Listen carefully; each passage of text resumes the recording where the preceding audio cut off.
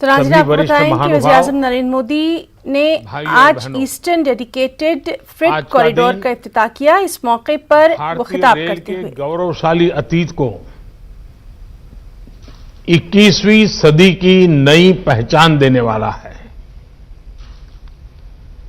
भारत और भारतीय रेल का सामर्थ्य बढ़ाने वाला है।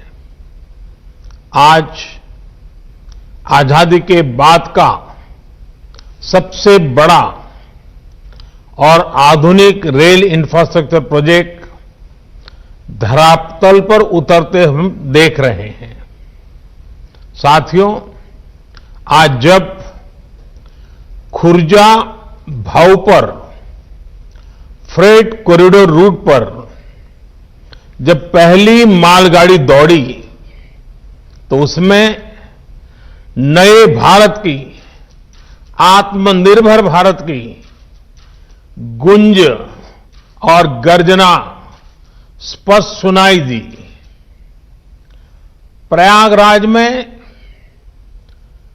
ऑपरेशन कंट्रोल सेंटर भी नए भारत के नए सामर्थ्य का प्रतीक है।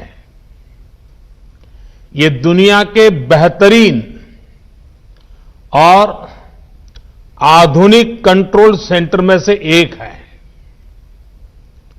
और ये सुनकर किसी को भी गर्व होगा कि इसमें मैनेजमेंट और डेटा से जुड़ी जो टेक्नोलॉजी है वो भारत में ही तैयार की गई है